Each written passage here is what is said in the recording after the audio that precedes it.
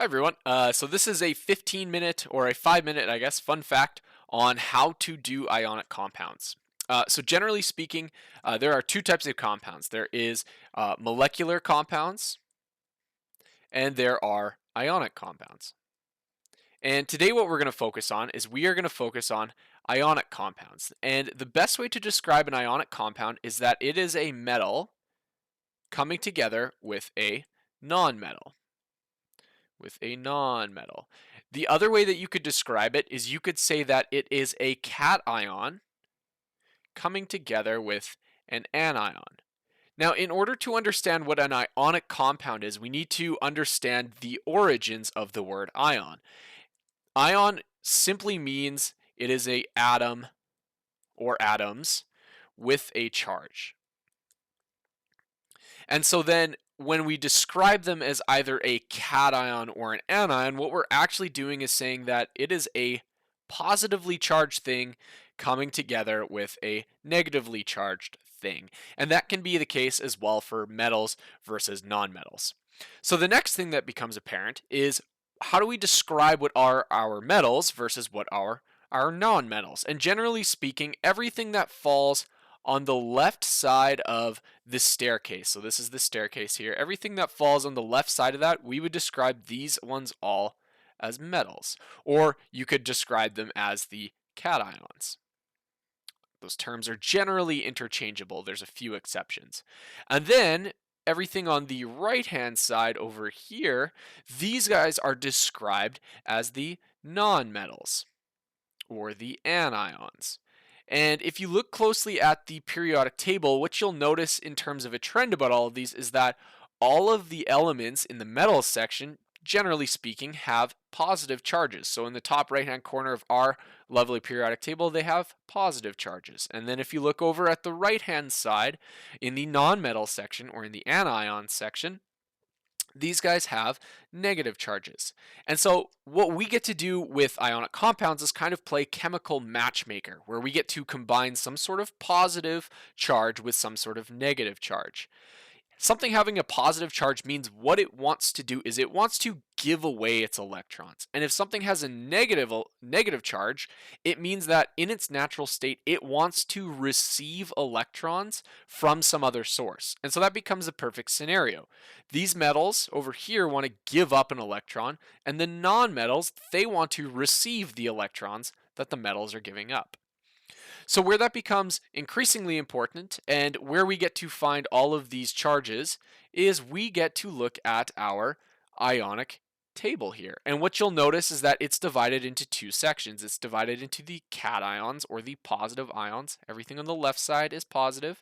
And then it's divided into the anions where everything on the right side has negative charges. And so the idea is that something from the left side is going to combine with something from the right side.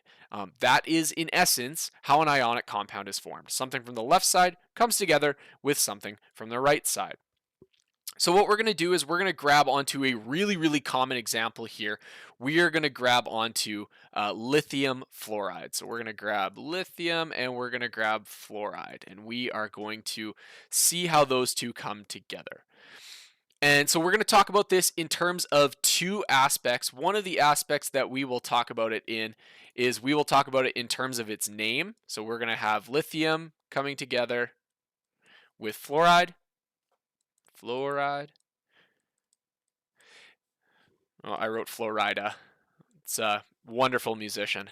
And so we're going to talk about how to name these, and then we're also going to talk about how to swap and drop these and how to actually get the chemical compound. So what we saw from our ionic compound table was we saw that lithium has a +1 charge and fluoride has a -1 charge. So lithium has a +1 charge and fluoride has a -1 charge.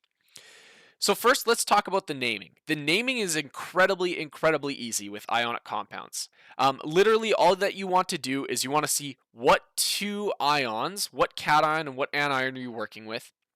What are the names of them? Mash them together. So if we were to add lithium and fluoride together, the formal name would be lithium fluoride. Now the key with naming is that, so the name of this would be lithium fluoride. The key to naming this is that the cation always is named first. Cation is named first. And the other thing with writing the actual chemical compounds is that the cation is written first as well. So the cations always go first. Chemists love cats, which is why we prioritize them over everything else. Now, if you have something that has the exact same charge, what you can actually do, so lithium has a +1 charge, fluorine has a plus or a -1 charge, you can just cancel those out and mash these two things together to get lithium fluoride. That is also true if, for example, we were to grab onto some chemical compound. Let me just zoom down here. If we were to grab onto some chemical compound that had, let's say, a +2 and a -2 charge. So I'm going to grab onto calcium here, which has a +2 charge, and then I'm going to grab onto oxide here, which has a -2 charge. And so again, I said that I was grabbing onto let's just zoom down a bit here. I said that I was grabbing onto calcium and I was grabbing onto oxide. And so fun fact, the name would just be calcium oxide. We have completed that. Calcium had a +2 charge, oxygen had a 2- charge. These two have the exact same charge, so we can cancel them out. We actually do not need to swap or drop or do anything with this. This just becomes CaO, like such. Okay, and then the last example that we'll look at here is what happens if the charges are not equivalent to each other.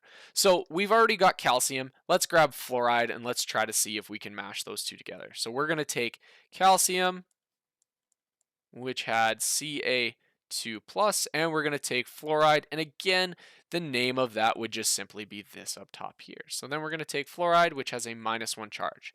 Now what needs to happen here is something called swapping and dropping. Calcium has the potential to give up 2 electrons.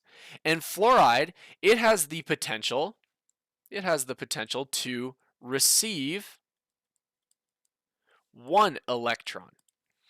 So because calcium can give up 2, 1 fluoride can't actually satisfy the calciums. We would need 2 fluorides to receive a total of 2 electrons. So we would need 2 of this F to match up with 1 calcium in order for the +2 and the -1, and then if we have 2 of them, it would be a -2 charge, in order for those to balance out. And the way that we chemically actually write that out is what we do is we take this 2+ here and we take this minus, and what we're going to do with those is we're going to do something called swapping them and dropping them. So we're going to take this minus charge, we're going to swap it, and right now this is a superscript. We're going to drop it down to a subscript. That will mean it loses its charge. Same thing with this 2+. We're going to swap it to the fluorine and drop it. And when we actually write this out, it'll end up being Ca F2. Now, this was a -1 charge. Chemists are really lazy, don't want to write ones down. It is a waste of a pencil stroke and it is a waste of lead. And so we don't actually write Ca1F2 because that's redundant. But this 2, what it does is it comes down here. And so what this entire molecule has is it has 1 calcium atom, and it also has 2 fluorine atoms. And so that meets what we had previously said, which was we said that we would need 2 fluorine atoms to satisfy the +2 charge of this calcium. So that's a really quick tutorial on how to swap and drop using just simple monatomic or 1 atom ionic compounds. Hopefully that was helpful to you, and have a great rest of your day.